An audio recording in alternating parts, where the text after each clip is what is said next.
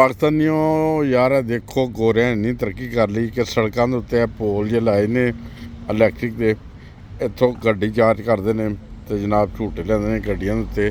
ਤੇ ਸਾਡੀ ਸੂਰਤ ਹਾਲ ਹੈ ਜੇ ਪਾਕਿਸਤਾਨ ਦੀ। ਇਹ ਵੈਂਬਲੇ ਜੀ ਸ਼ਹਿਰ, ਵੈਂਬਲੇ ਦੇ ਵਿੱਚ ਬਹੁਤ ਵੱਡਾ ਸਟੇਡੀਅਮ ਹੈ ਤੇ ਜਿੱਥੇ ਮਾਸ਼ਾਅੱਲਾ ਬਹੁਤ ਸਾਰੇ ਪਾਕਿਸਤਾਨੀ ਜਿਹੜੇ ਜਦੋਂ ਆਉਂਦੇ ਨੇ ਐਕਟਰ, ਇੰਡੀਆ ਤੋਂ ਐਕਟਰ ਆਉਂਦੇ ਨੇ, ਉੱਥੇ ਜਨਾਬ ਅਲੀ ਪ੍ਰੋਗਰਾਮ ਵੀ ਹੁੰਦੇ ਨੇ ਮੁਖਤਲਿਫ ਕਿਸਮ ਦੇ।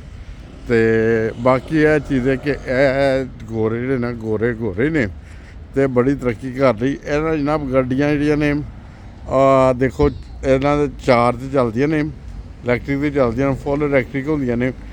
ਬਸ ਉਹ ਸੋਚ ਲਓ ਚਾਰਜ ਹੋ ਜਾਂਦੀਆਂ ਨੇ ਤੇ ਉਹਦੇ ਬਾਅਦ ਤੁਸੀਂ ਇਹ ਮਸਤ ਸਵਾਰੀ ਕਰੋ ਫ੍ਰੀ ਖਾਤੇ 'ਚ।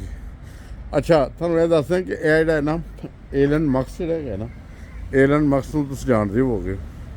ਤੇ ਏਲਨ ਮਸਕ ਐਡਾ ਸ਼ਹਿਜ਼ਾਦਾ ਬੰਦਾ ਹੈ। ਉਹਨੇ ਜਦੋਂ ਇਹ ਚਾਰਜਰ ਜਦੋਂ ਲਗਾਏ ਨੇ ਤੇ ਉਹਨੇ ਆਪਣੀ ਗੱਡੀਆਂ ਲਈ ਜੈਸਾ ਉਹਦੀ ਜਿਹੜੀ ਗੱਡੀ ਉਹਨੇ ਜਿਹੜੀ ਆਜ਼ਾਦ ਕੀਤੀ ਹੈ ਉਹ ਤੇ ਹੈਗੀ ਨੇ, ਤੁਹਾਨੂੰ ਪਤਾ ਹੈ ਕਿ ਯਾਰ ਟੈਸਲਾ, ਉਹਨੇ ਟੈਸਲਾ ਜਦੋਂ ਬਣਾਈ ਹੈ, ਟੈਸਲਾ ਜਦੋਂ ਬਣਾਉਣ ਲੱਗਾ ਤੇ ਉਹ ਸ਼ਹਿਜ਼ਾਦੇ ਨੂੰ ਕਿਹਾ ਗਿਆ ਕਿ ਇਹ ਜਿਹੜਾ ਨਾ ਗੱਡੀ ਨਹੀਂ ਚੱਲੇਗੀ ਤੇ ਤੂੰ ਇਹ ਕੰਮ ਗਲਤ ਕਰ ਰਿਹਾ। ਉਹਨੇ ਕਿਹਾ ਨਹੀਂ, ਇਹ ਚੱਕਰ ਹੀ ਕੋਈ ਨਹੀਂ, ਗੱਡੀ ਇਨਸ਼ਾਅੱਲਾ ਤਾਂ ਚੱਲੇਗੀ। ਉਹਦੀ ਕਹਿੰਦੇ ਨੇ ਕਿ ਪਹਿਲੇ 10 ਸਾਲ ਜ਼ੀਰੋ ਕਮਾਈ ਹੈਗੀ ਸੀ, ਫਿਰ ਜਦੋਂ ਮਾਰਕੀਟ 'ਚ ਆਈ ਹੈ ਤੇ ਉਹਨੇ ਅੰਨੀ ਪਾਤੀ ਟੈਕਸਾਂ ਨੇ ਹੈ ਤੇ ਉਹ ਟੈਕਸਾਂ ਦੀ ਚਾਰਜਰ ਵੀ ਜਿਹੜਾ ਨਾ ਇੰਝ ਉਹ ਚਾਰਜਿੰਗ ਹੁੰਦੀ ਹੈ ਜਨਾਬ ਇਲੈਕਟ੍ਰਿਕ ਹੈ ਤੇ ਉਹ ਚਾਰਜਿੰਗ ਹੁੰਦੀ ਹੈ ਤੇ ਲੋਕ ਜਿਹੜੇ ਨਾ ਐਸਾ ਚਾਰਜ ਲਾ ਕੇ ਛੱਡ ਜਾਂਦੇ ਸੀ ਹੈ ਨਾ। ਗੱਡੀ ਚਾਰਜ ਹੁੰਦੀ ਰਹਿੰਦੀ ਸੀ, SM ਗ੍ਰੀਨ ਇਹਨਾਂ 'ਤੇ ਚਾਰਜ ਹੋ, ਜਦੋਂ ਰੈੱਡ ਹੋਏਗਾ ਤੇ ਇਹਦਾ ਚਾਰਜ ਖਤਮ ਹੋ ਜਾਏਗੀ। ਉਹਨੂੰ ਇੱਕ ਦਫਾ ਕਿਸੇ ਸਿਰਫ ਇੱਕ SMS ਲਿਖੀ ਕਿ ਸਰ ਇਹ ਜਿਹੜੇ ਟੈਕਸਾਂ ਦੇ ਜਿਹੜੇ ਚਾਰਜਰ ਨੇ ਨਾ ਜਿੱਥੇ ਅਸੀਂ ਚਾਰਜ ਕਰੀ ਦੀਏ ਉੱਥੇ ਕੁਝ ਲੋਕ ਪਾਰਕਿੰਗ ਲਾ ਕੇ ਘਰ ਚਲ ਜਾਂਦੇ ਹੈਗੇ ਨੇ। ਉਹਨੇ ਕਿਹਾ ਪਾਰਕਿੰਗ ਲਾ ਕੇ ਘਰ ਚਲ ਜਾਂਦੇ ਨੇ ਤੇ ਉਹਨੇ ਉਸੇ ਵੇਲੇ 1 ਮਿੰਟ ਤੋਂ ਪਹਿਲੇ ਉਹਨੇ ਕਾਨੂੰਨ ਬਣਾਤਾ ਕਿ ਜਿਹੜਾ ਚਾਰਜ ਤੇ ਛੱਡ ਕੇ ਜਾਏਗਾ ਨਾ, ਉਹ ਜਦੋਂ ਗੱਡੀ ਚਾਰਜ ਹੋਣ ਤੋਂ ਬਾਅਦ ਉਹਨੂੰ ਪਰ ਆਵਰ ਜਿਹੜਾ ਹੈ ਨਾ ਉਹਨੂੰ ਜੁਰਮਾਨਾ ਹੋਏਗਾ।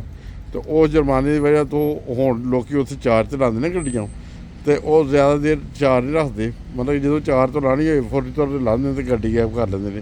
ਜੇ ਗੱਡੀ ਗਾਇਬ ਨਾ ਕਰਨ ਤਾਂ ਉਹਨਾਂ ਨੂੰ ਡਾਲਰਾਂ ਦੇ ਵਿੱਚ ਜੁਰਮਾਨਾ ਹੋਣਾ ਸ਼ੁਰੂ ਹੋ ਜਾਂਦਾ ਹੈ। ਬਹਰਹਾਲ ਇਹ ਗੋਰੇ ਦਾਦੀ ਤਰੱਕੀ ਕਰਦੇ ਨੇ ਕਿ ਇਹਨਾਂ ਨੂੰ ਆਪਣੇ ਆਵਾਮ ਦਾ ਖਿਆਲ ਹੁੰਦਾ ਹੈ। ਤੇ ਚਲੋ ਅੱਜ ਤੁਹਾਨੂੰ ਵੈਂਬਲੇ ਦੀ ਸੈਰ ਵੀ ਕਰਾਤੀ ਤੇ ਏਲਨ ਮਸਕ ਦਾ ਇੱਕ ਵਾਕਿਆ ਵੀ ਸੁਣਾਤਾ ਹੈ। ਏਲਨ ਮਸਕ ਐਸਾ ਸ਼ਹਿਜ਼ਾਦਾ ਬੰਦਾ ਹੈ ਕਿ ਦੁਨੀਆ ਦਾ ਅਮੀਰ ਤਰੀਨ ਬੰਦਾ ਹੈ ਤੇ ਹਰ ਬੰਦਾ ਦੁਨੀਆ ਦਾ ਅਮੀਰ ਤਰੀਨ ਤਦ ਹੀ ਬਣਦਾ ਹੈ ਜੇ ਉਹਦੇ ਡਿਸਿਪਲਿਨ ਹੋਏ ਤੇ ਉਹ ਤਦ ਹੀ ਤਰੱਕੀ ਕਰਦਾ। ਬਹਰਹਾਲ ਤੇ ਇਹ ਗੱਡੀ ਚਾਰਜ 'ਤੇ ਰੱਖੀ ਸੀ ਤੇ ਮੈਂ ਕਿਹਾ ਇਹਦੀ ਵੀਡੀਓ ਬਣਾ ਕੇ ਭੇਜ ਦਈਏ, ਨਾਲੇ ਵੈਂਬਲੇ ਦੀ ਵੀ।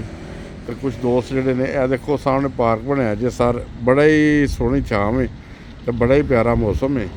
ਤੇ ਕੁਛ ਲੋਕ ਉਹ ਥੱਲੇ ਖੜੇ ਨੇ ਦਰਖਤਾਂ ਥੱਲੇ ਆਣਾ, ਬੜੀ ਮਿੱਠੀ ਛਾਂ ਹੈ ਇਹਦੀ। ਤੇ ਇਹ ਦੇਖ ਸਕਦੇ ਹੋ ਤੁਸੀਂ, ਬਹੁਤ ਪਿਆਰਾ ਮੌਸਮ, ਗੱਡੀਆਂ ਚੱਲ ਰਹੀਆਂ ਨੇ, ਲੋਕ ਸਫ਼ਰ ਕਰ ਰਹੇ ਨੇ। ਅੱਛਾ, ਅੱਜ ਦੇ ਇੱਥੇ ਤੁਸੀਂ ਪਾਰਕਿੰਗ ਲਾ ਸਕਦੇ ਹੋ। ਜਦੋਂ ਮੈਚ ਸ਼ੁਰੂ ਹੋਇਆ ਹੋਇਆ ਨਾ ਕੋਈ ਵੀ ਹਾਕੀ ਦਾ, ਮਤਲਬ ਉਹ ਜ਼ਿਆਦਾਤਰ ਫੁੱਟਬਾਲ ਦਾ ਹੀ ਹੁੰਦਾ ਜਾਂ ਕ੍ਰਿਕਟ ਦਾ ਹੁੰਦਾ, ਤੇ ਉਦੋਂ ਫੁੱਟਬਾਲ ਦੇ ਖਾਸ ਕਰਕੇ ਜਦੋਂ ਮੈਚ ਹੁੰਦਾ ਜਾਂ ਕ੍ਰਿਕਟ ਦਾ ਇੰਨਾ ਸਟੇਡੀਅਮ ਫੁੱਲ ਹੁੰਦਾ ਕਿ ਇਹ ਜਿਹੜੇ ਸੜਕਾਂ ਨਜ਼ਰ ਆਉਂਦੀਆਂ ਨੇ ਨਾ, ਇੱਥੇ 50-50 ਪਾਉਂਡ ਦੀ ਦਿਹਾੜੀ ਦੇ ਉੱਤੇ ਪਾਰਕਿੰਗ ਨਹੀਂ ਲੱਭਦੀ ਤੇ ਸਾਰੀਆਂ ਸੜਕਾਂ ਫੁੱਲ ਹੁੰਦੀਆਂ ਨੇ। ਅੱਜ ਮੌਜ ਮਸਤੀ ਨਾਲ ਮੈਂ ਸ਼ਾਪਿੰਗ ਕਰਨ ਆਇਆ ਵਾਂ ਤੇ ਗੱਡੀ ਜਿੱਥੇ ਦਿਲ ਕੀਤਾ ਪਾਰਕ ਕਰ ਲਈਏ ਤੇ ਮੈਂ ਇੱਥੇ ਡਿਊਟੀ ਦੇ ਰਿਹਾ। ਦੇਖ ਲਓ ਡਬਲ ਡੈਕਰ ਬੱਸਾਂ ਵੀ ਦੇਖ ਲਓ, ਫਿਰ ਨਾ ਕਹਿਣਾ ਬੱਸ ਨਹੀਂ ਦਿਖਾਈ। ਚਲੋ ਠੀਕ ਹੈ, ਸਤਿ ਸ਼੍ਰੀ ਅਕਾਲ ਵਰਹਿਮਤੁਲਾਹ। ਤੇ ਸਾਡੇ ਚੈਨਲ ਨਾਲ ਜੁੜੇ ਰਹੋ, ਆਸਤਾ ਵਾਸਤਾ ਪਾਕਿਸਤਾਨ TV ਇੰਟਰਨੈਸ਼ਨਲ। ਅਗਰ ਅੱਛਾ ਲੱਗੇ ਪ੍ਰੋਗਰਾਮ ਤੇ ਸਬਸਕ੍ਰਾਈਬ ਕਰ ਦਿਆ ਕਰੋ। ਤੁਹਾਡੇ ਭਰਾਵਾਂ ਦੀ ਬਹੁਤ ਜ਼ਿਆਦਾ ਮਦਦ ਦੀ ਜ਼ਰੂਰਤ ਹੁੰਦੀ ਹੈ। ਦੇਖੋ ਜਦੋਂ ਤੁਸੀਂ ਸਾਡਾ ਮੇਰਾ ਸਾਥ ਦਿੰਦੇ ਰਹੋਗੇ ਤੁਸੀਂ ਜਿਹੜਾ, ਤੇ ਇਨਸ਼ਾਅੱਲਾ ਤਾਲਾ ਅਸੀਂ ਚੱਲਦੇ ਰਹਾਂਗੇ ਤੇ ਪਿਆਰ ਮੁਹੱਬਤ। ਇਹ ਦੇਖੋ ਕਿੰਨੀਆਂ ਵੱਡੀਆਂ ਬਿਲਡਿੰਗਾਂ ਨੇ ਮਾਸ਼ਾਅੱਲਾ। ਤੇ ਬਹਰਹਾਲ ਬਹੁਤ ਪਿਆਰਾ ਇਲਾਕਾ ਤੇ ਤੁਸੀਂ ਅਗਰ ਵੈਂਬਲੇ ਦੇ ਰਹਿਣ ਵਾਲੇ ਹੋ ਤੇ ਤਾਂ ਥੱਲੇ ਕਮੈਂਟਸ 'ਚ ਦੱਸੋ। ਜੇ ਅਗਰ ਕਿਸੇ ਹੋਰ ਜਗ੍ਹਾ ਤੋਂ ਤਾਂ ਕਮੈਂਟਸ 'ਚ ਦੱਸੋ ਅਸੀਂ ਕਿਹੜੀ ਜਗ੍ਹਾ ਤੋਂ ਬੋਲ ਰਹੇ ਹਾਂ।